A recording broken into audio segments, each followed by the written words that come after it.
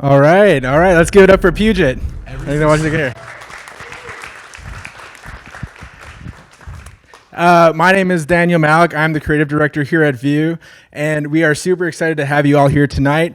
Just to talk a little bit about Puget real quick, they are our exclusive provider of computer hardware. We use them across our entire network, and they're powering the wall here and all of our walls across from Orlando to Tampa we're in Tampa, Orlando, Vegas, Nashville as well. So huge shout out to them. They've been a really great partner. And we also have Alvin Hey guys. here. My name is Alvin. I am now doing the VP of the Research and Development. I also handle the virtual production team here. So we got a lot of teams from Tampa, Nashville, Vegas, and Orlando soon. So we're keeping it busy. So tomorrow we're going to be building Orlando as we speak. So excited. Yeah, we're really glad to have you guys here. Before we jump into the workshop, let's just get a quick show of hands. Who in this room has been to a Vū studio before? Let's see. Okay, very cool, awesome. And how many of you are familiar with ICVFX, virtual production, and have been around the space a little bit? Okay, cool. So we have some good crowd here. Now, how about how many people are located here in Florida? Anyone? Okay, yeah, looks like most of us. Great, cool. Well, we are really excited about a lot of the innovation that's happening right now within virtual production.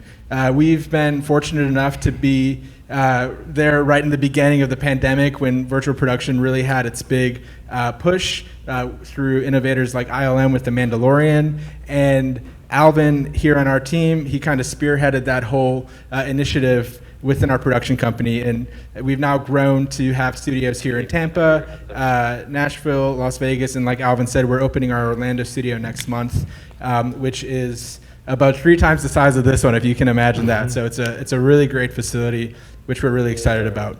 At the core of ICVFX and virtual production is the game engine. It's an extremely important tool that we use every single day.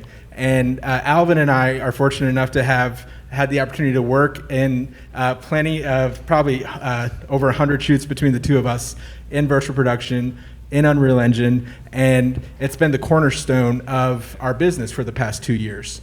For the duration of our time in the space, Unreal Engine 4 has been the tool that we've used. However, recently Unreal Engine 5 was released, and there's a lot of really exciting new tools and features that have improved our workflow. And so we want to share a lot of that with you. So I'll turn it over to Alvin to share some of the key benefits and start with some of the workflow advantages that we've seen with UE5. Yeah, so one of the things that we'd like to explore is how can we make the workflow more efficient.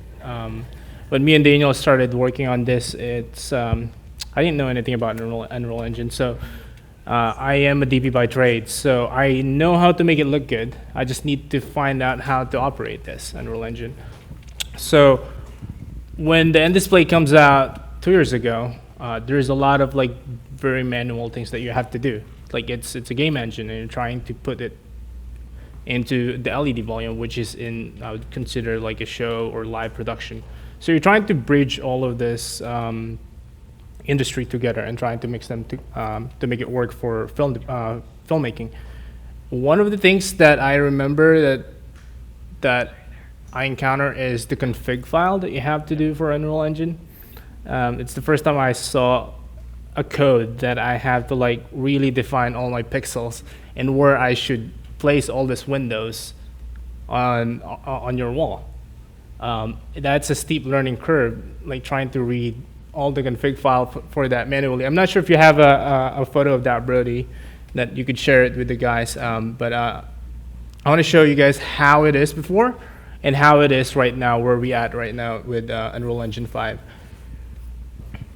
And to give you a sense of that, Alvin's background before diving into code and the complexity Yes. of the engine is a cinematographer. And so, when the pandemic happened at our production company, we had to stop all of our shoots. There was literally no need for a cinematographer because everything was being done remote. And so Alvin thankfully was able to dig into this and learn to code and learn, started out as the basics of Unreal Engine, and we've now really finely tuned our process around this platform. So are we pulling up that graphic?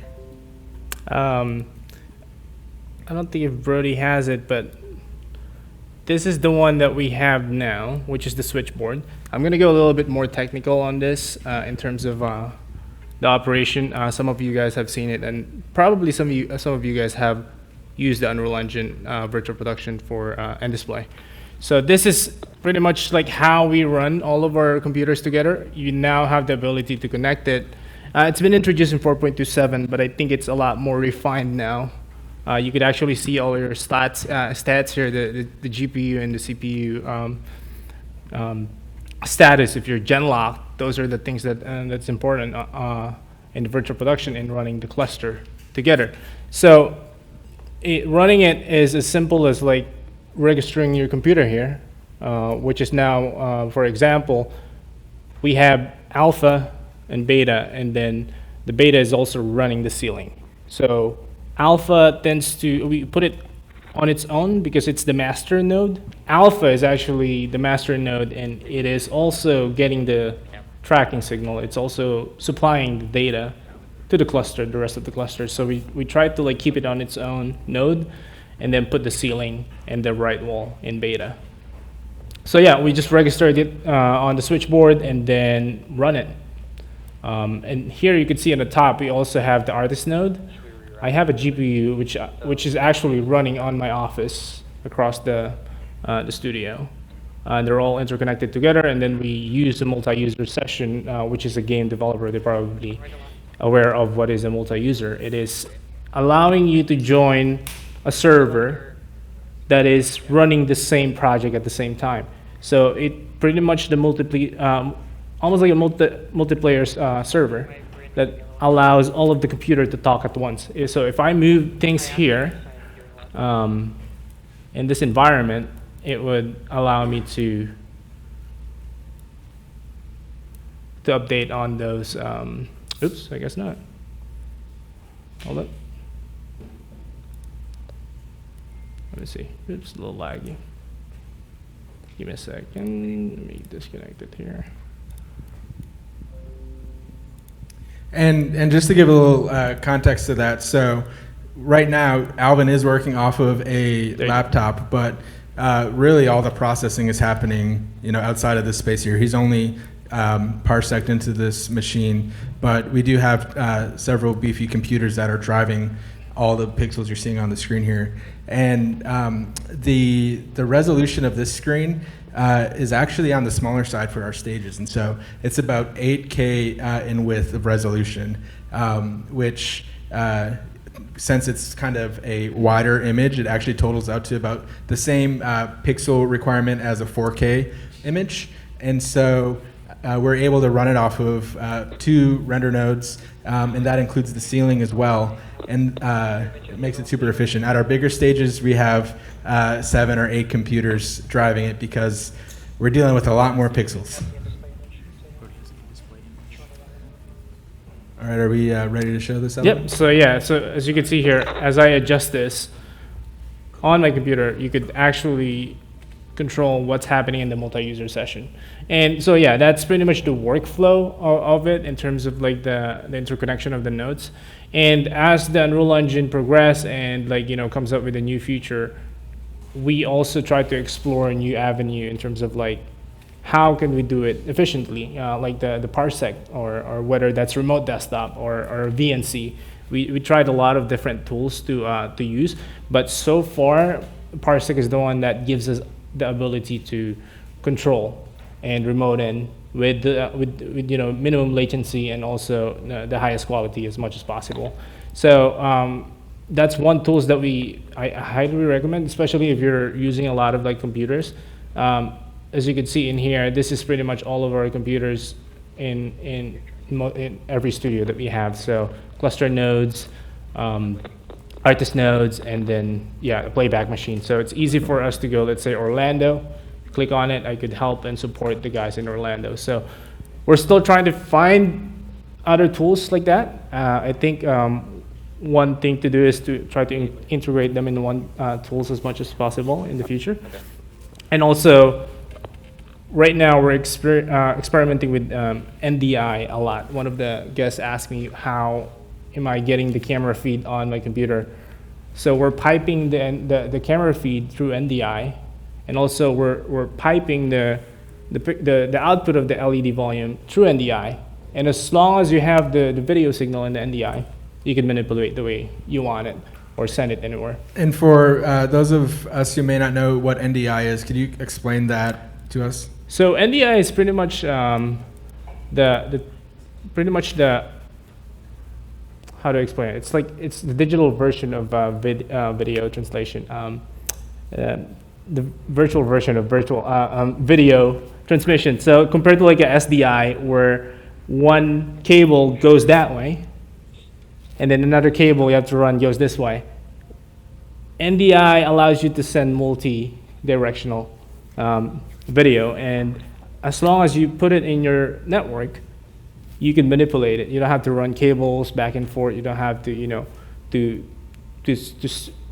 keep it in that same output. So that allows us to send videos across all of our studios to view the wall we have there, to view the camera, to switch, and allow us to do something like this, which is really helping us. Like that one, the video in the Unreal Engine is piping in through NDI. So we could put a playback digitally, put a wall in there or a TV, and then have like a playback machine playing outside, or vice versa. Get the camera feed from an Unreal Engine and then put it in an NDI network, and we can manipulate it after that and do whatever we want with a video signal.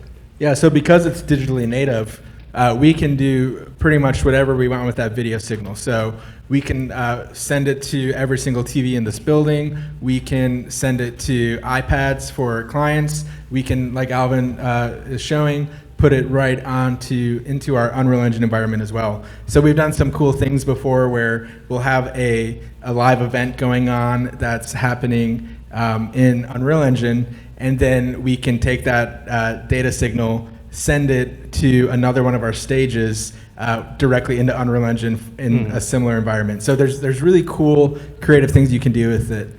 I want to shift a little bit to talk about some of the other new features of UE5, like Lumen and Nanite. But before I do, I want to walk through a couple of the different systems we have at play here in the volume for those of you who may be in here for the first time.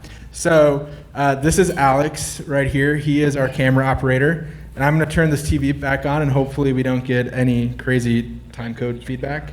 So you can see the image here. And we will cross our fingers.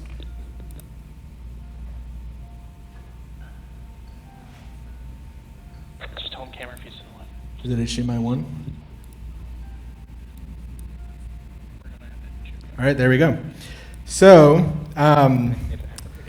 what you're seeing here is obviously a live feed from the camera, but what you're not seeing as clearly is all the things that are happening on the back end. So right here, actually, Alex, could you pan your camera over to the right so we can see it a little more clearly, the actual camera? So right here on top of the lens is sitting what's called the star tracker system. So if you look up in the ceiling, you'll see a ton of little white dots all over the place. So this little box on the camera is actually always watching dots everywhere it goes. And that's how it gets its positional data. And so it takes that data, puts it into this box right here, and then it gets wirelessly transmitted into Unreal Engine, and it calculates in real time where the camera is, and it can track things like tilt, when you pan, when you go up or down. It can track all of those different parameters.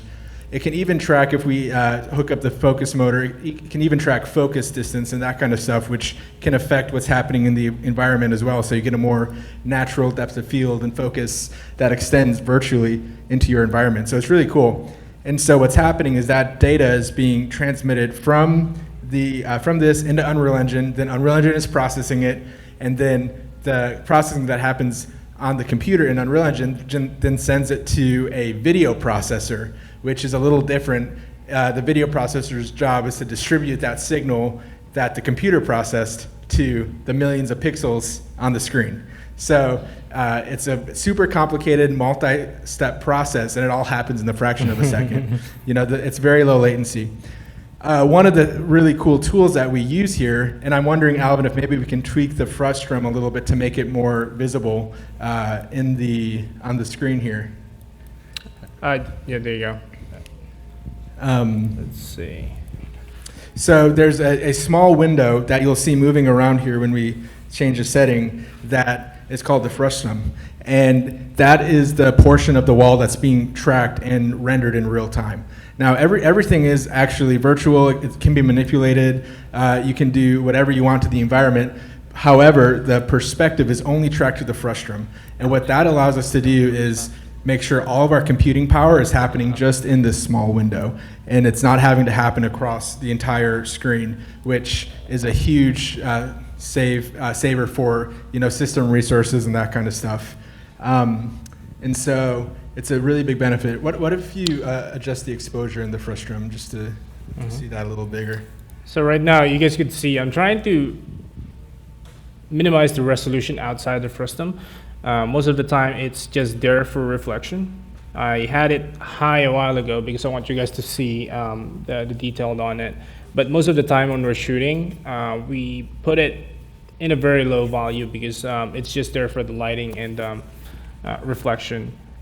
Lowering that allows you to make your Frustum moves. How do I say it? It's like lower latency, much more smooth. Exactly. And so you'll see as Alex pans around that line there, on the outside of it, it's very blurry, kind of pixelated, and as he pans around, it gets a lot more sharp. And there you see the exposures going up in that center window there. So that's the Frustum. Again, it's an extremely important tool that we use and term that we use in virtual production. So Alvin, let's talk a little bit about Lumen and what's happening with the lighting in this environment. So one of the, and Alvin's going to correct me if I misspeak on anything because he is much more intelligent than I am when it comes to all the tech stuff. However, the way that Lumen works is it actually is processing the physics of the lighting in real time. Previously in earlier versions of Unreal Engine, that lighting is baked into the environment. It is dynamic, you can change it, you can manipulate it. However, the way that it operates is a little bit different. And so we can do really interesting things like we can bounce light around a room off of a white surface like we would on location. Something that we'll really commonly do if we're on set or with our lighting is instead of using a light like this and shining it really harshly onto a subject, we'll put what we call a bounce right here, and that'll reflect a softer version of the light onto our subject. And so this is something that you can now do in Unreal Engine. And the benefit to that is much more natural reflections. You can see, for example, if we had a mirror next to the video there, you would actually see that mirror or the video reflecting in the mirror. So it's really cool. It's also the way it calculates the lighting. It's a lot more closer to how would an actual sun would bounce around the inside of the room. They haven't fully released it yet in 5. They just released it in the latest one, I think in 5.1. We're still waiting on that, but some of the small features of the Lumen, it's already visible in the end display. So it's getting better and better. It also allows us to get more and more realistic lighting, especially on set. So before comparing this to 4, I think the shadows and all of the lights that reflects is a little less realistic, I would say. And I think a lot of 3D artists from here could relate into that that has more background in depth when it comes to the environment design. So those are the things that allows us to really like harness the Lumen and Unreal Engine 5. We're waiting more and more to see where it's going to take us and how it's going to make it easier for us to visualize realistic lighting. Very cool. And tell us a little bit about Nanite and some of the advantages to that, because it's a very exciting new feature that Unreal Engine 5 has. And to be honest, we're just barely scratching the surface of it. Like Alvin was saying, it's one of those things that is becoming more available as new iterations of UE5 are released. But the potential for it has some pretty serious implications for virtual production. Yeah, so I think I could probably talk about what is the struggle in virtual production that I think Nanite would help, is the ability to optimize environment. Most of the time, clients would, give us like, hey, here's a 3D rendering of our, files of our buildings, or here's a 3D rendering files of our, projects, and they'll give it to you. It's not necessarily sometimes like the best option or file output that will give you. But I think Nanite would help, like especially in vast environment. It allows you to render things in the distance. It's dynamic enough to make sure that all the texture, the meshes are lightweight when it comes to a lot of different meshes at the same time in environment. So I think that's one of the problem that we encounter most of the time is when we load it up, especially in shoots that we want to do in short amount of time.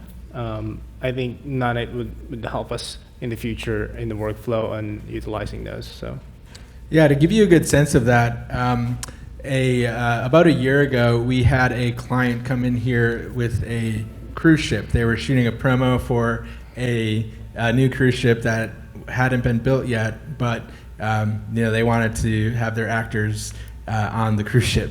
And so they had previously had a massive rendering of the cruise ship made. It was actually done, with extreme detail for I think like probably engineering purposes. Like they had like individual nuts and bolts on this thing. It was absolutely insane. And so the first time that we loaded that up, what did it take to open that file? Like 3 or 4 hours?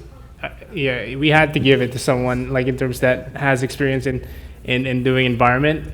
I tried to load it up and put it in our system, and yeah, it's a lot to convert it. I was using, I think, Datasmith to load it, but the artists have used different software or different process to do it, which is, for a lot of the studio, it's going to be hard to encounter with those stuff. So I think we're still trying to find the best workflow in both production and also the pre-production of it.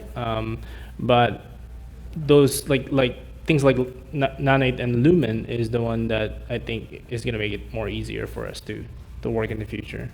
Yeah. Absolutely. So now we want to show you how quickly an environment, how we make changes on set, and then we're going to actually do some Q&A. So Alvin, can you go ahead and take away the wall, and then we're going to manipulate some of the lighting outside. So sometimes what we'll do on set, if we're doing multiple environments, like an interior and an exterior, we'll actually use completely different environments, and that is the proper way to do it. You can, then make sure you have really fine control of an exterior that you might not need for an interior, and so that's what our typical workflow is. But for demonstration purposes, we just have it baked into the same environment here. Yeah. So, good. Sorry. Alvin,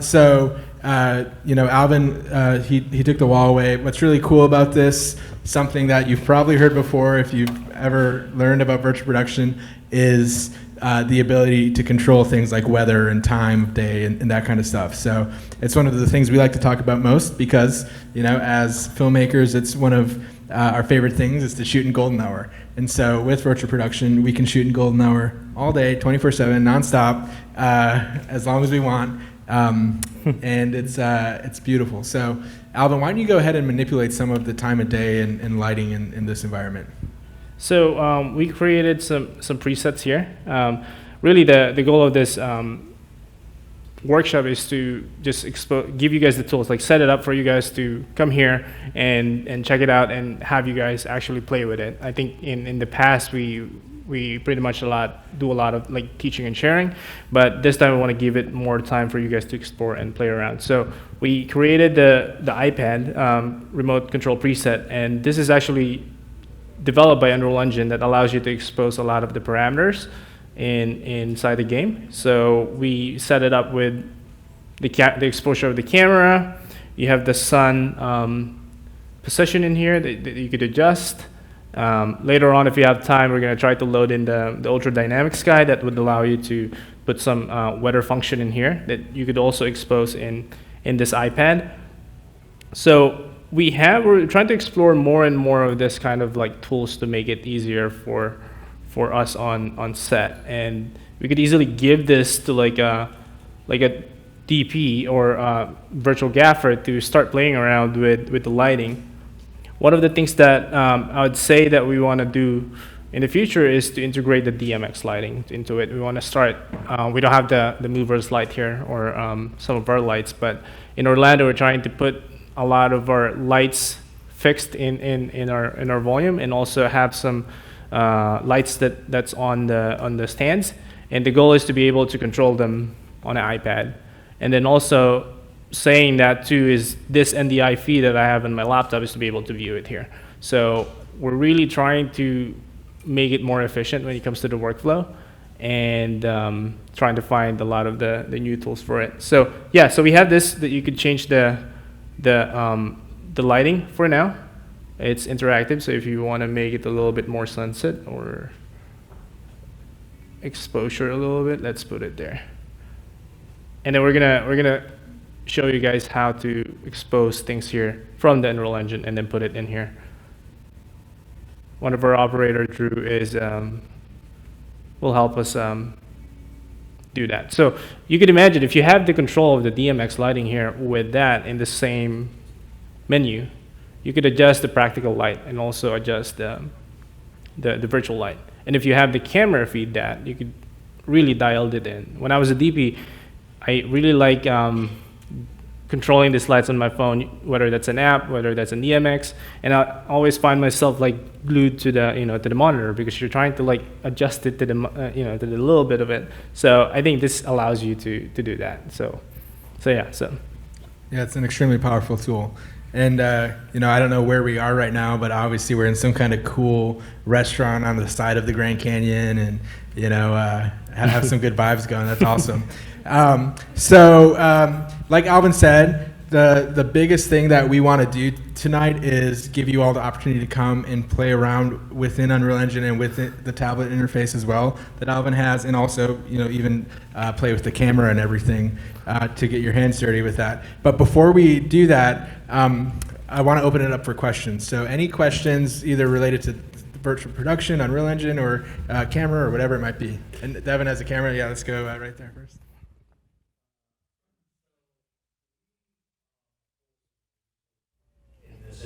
we did. One of the projects that we did that is from it's a project that requires us to control the speed of the treadmill. So we created a spline around this environment, and then we put our end display into a carrier, like a cart, animating in that spline. There's a slope, and there's a bank, and there's turns and stuff like that. But we are speeding and coasting and slowing down across the spline. So we have to like send a signal to the treadmill to slow down as well as we go, slow down and left and turn. So we did a trigger volume for that. So to determine the points of when we want to start triggering the treadmill to slow down, when does it start to speed up and stop. So there's a lot of like R&D in part of that, In things like experimental like that, we'd like to like test it, because really there's because you'll find it might make sense in your brain, but when you're actually in production, it's really hard to like troubleshoot a lot of those. So we did a lot of testing on that. They sent us the treadmill, a backup, and an actual production test that we're doing, test the code and make sure changes on the fly, trying to do it on the fly, and then also trying to design the spline and also the trigger volume at the same time. So the good thing about that is you need a lot of like expert people when it comes to like the environment, the blueprint, the filmmakers, the operator.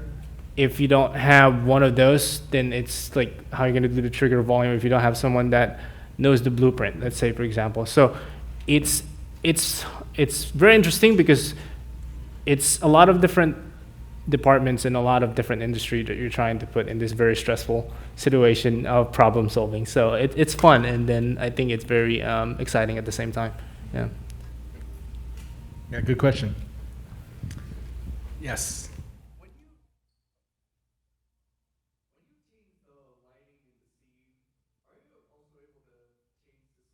That is one thing that we're experimenting. There is plugin for DMX, like I was mentioning a while ago. What we're trying to do is a digital twin of the studio. So it allows you to manipulate everything, hopefully on an iPad, that you would have a representation of the studio and allow like a gaffer or a DP to control both Unreal Engine lights and also the lights in the studio. Although I'm saying more like if you were just in an Unreal Engine, then the lights of the studios would follow suit, be more in tune with the lights in Unreal Engine. Mm-hmm. You could do both. You could do vice versa. You could have the Unreal Engine control the lighting in practically, or you could have the DMX board control both at the same time. Gotcha. All right, what do you got?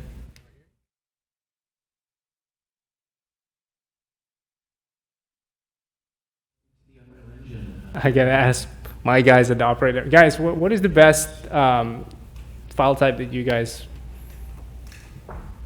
love to have? I know 3D file type that If you're importing a file type into the engine, FBX, FPX or Datasmith? LBJ. Sometimes we have to use LBJ. Datasmith to put it, but it's. If you can't tell, our guys love 3D assets. I am the technical guy. I like to put things together, and they're like, guys, make this work. Like I prototype it, and then they polished it for me. So. But if you're going to animate something, then you don't want to use OBJ, because like OBJ is like makes it totally static. Mm-hmm. Like if you want to use an actual animation, you have to use FBX. Mm-hmm. FBX, I think it's the most efficient way that we found that doesn't takes time. I think depends on the computer that you would have also, and also how the stage is set up. What we found is compiling the project ahead of the time is always good, because after that, if you look at the stats of the CPU of the cluster node, they're not taking a lot. It's a lot of like the GPU rendering on it. When it comes to like how many, it's hard to say. They might have a better answer when it comes to like a good practice or a good ideal situation for that.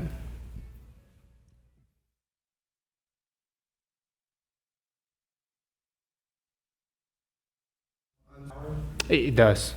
It does. I'm pretty sure what they're experiencing, that twisting the end display is one thing into that. So you really have to like test it.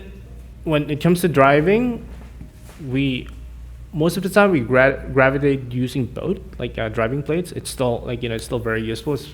At the end of the day, they're just like we just need a motion in the background. When it comes to something that you want to see the background, that's something that we would test and also optimize as well. I would say it's a lot more tricky to make it look. We would still get the motion and everything, but it depends on how much you could put on it in terms of like the environment of it. a lot of our driving plates, we do it with actual plates, for it. That's just give us the more realistic reflection as well for it. So.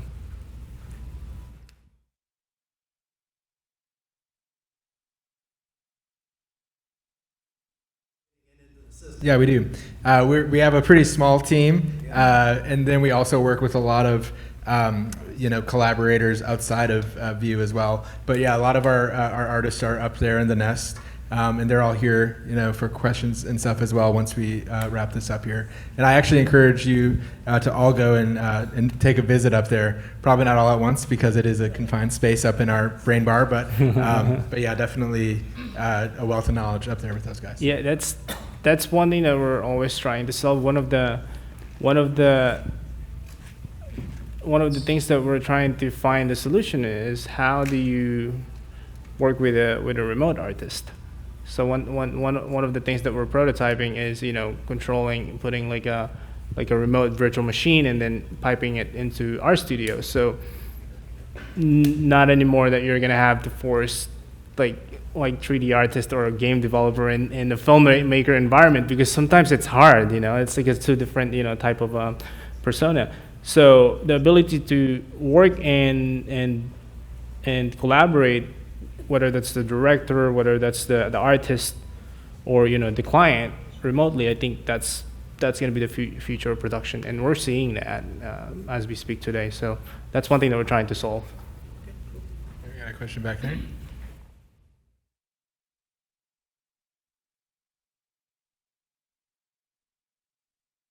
Yeah, that's a really good question. So it depends on the scale of the shoot. As always, we have done shoots with one operator and one camera person and one talent.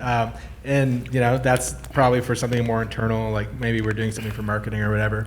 A typical shoot, though, it has a similar crew to what we'd have on location. So your average crew will be anywhere from 20 to 40 people who are the actual production, so camera, lighting, director, DP, all those different roles. And then our ICVFX team is typically comprised of 3 people. So they're all operating up in the nest or sometimes down on the stage, like Alvin is right now. And then we also, if you book a shoot with Vū, we have a couple support staff as well, like a stage manager, a producer, those type of roles that help make sure everything runs really efficiently. Yes.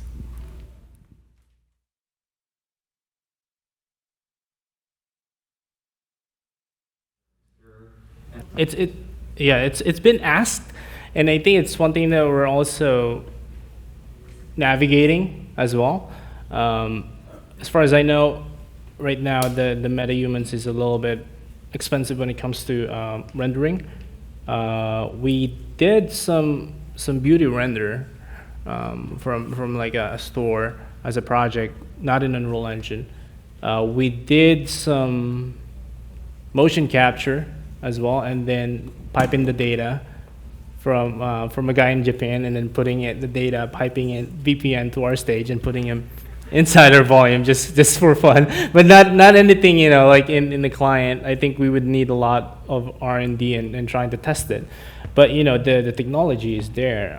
It's just how you're going to put this thing together efficiently, and I think everything is possible when it comes to something like that. Yeah, so that's something that we're trying to explore at the MetaHuman. I know some of the guys are playing with the MetaHuman and some of our artists too. So.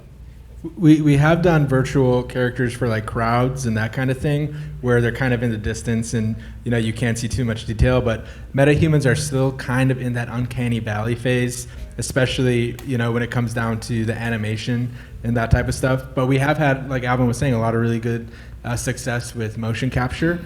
And so we've been playing around a lot with that recently, piping it directly into the engine. But still, the end product you get, you definitely don't want to put front and center, at least for a ICVFX use case. But if you are doing something entirely in the engine, it works more well for that. I see it more of like an XR solution, where if the MetaHumans become really realistic, then you could maybe put it as a front plate element that you could have and mix it with your practical or like your actual actor on set, and practical set as well together with it, and blend it in.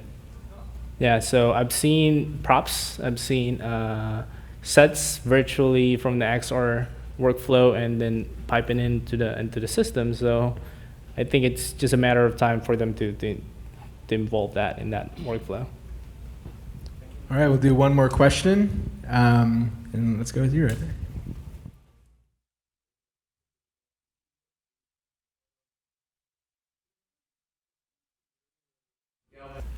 So that's a good question, because I think as a as a DP, I would probably find like a hidden cuts in there to like block the frame, because it would be challenging to keep him in the frame at the same time transferring it virtually.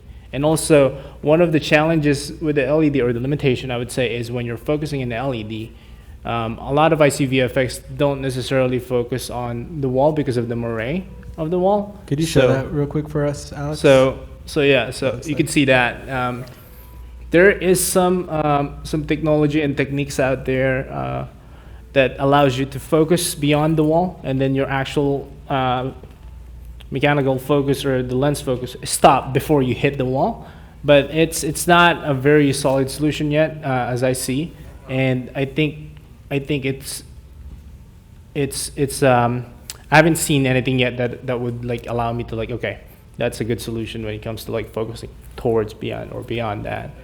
Yeah, we just did a shoot up in our Nashville stage where we built a full set extension out into the stage of a sidewalk, and then it continued virtually. And so the actors had to just walk right up to the wall, and then they couldn't walk anymore. It's kind of like if you watch The Wizard of Oz and you see the old matte paintings they had on their Sykes, that's what they did. They went on that yellow brick road as far as they could go until they hit the wall, and we're kind of back to those OG days of filmmaking, which is kind of a cool nod back to our Or roots. I have an idea actually for that. If you, let's say, have him start, so from there, and as he turns around, you have a treadmill in there that triggers around, that allows your environment to move as well, and you push back with the camera. So he wouldn't necessarily walk towards the camera, but as he walks in that treadmill, he moves with the environment with it. It's the only thing that you have to avoid there is the floor, and which is probably just depends on how much budget you have in props. You could probably make it more expand more into it. But one thing that you could do with that is to, let's say, if you're allowed to use zoom lens, is to zoom in as you push back to keep the frame tight as much as possible, or use like a foreground element to hide the floor. Cool, good question. So Alvin and I will be around here also. If you see anyone wearing a Vū shirt, they are a good wealth of knowledge. I encourage you guys to ask questions, come play with the iPad to manipulate the environment, play on the computer to change things, play with the camera, and then make sure you visit our brain bar and see if you can stump our operators up there, give them a run for their money. So yeah, thank you guys so much for joining us tonight. Oh, one other thing I want to mention is education is a very huge value for us at Vū. And so we have other workshops going on throughout the rest of, or going into next month and beyond. So definitely make sure you're following along on social media. We're also spinning up a lot of really great educational content on our YouTube channel, which I think we had on the screen earlier. Maybe we can put it up there for just another minute here. So you can write that down and check it out. But yeah, thank you guys so much for coming. Thanks, sir.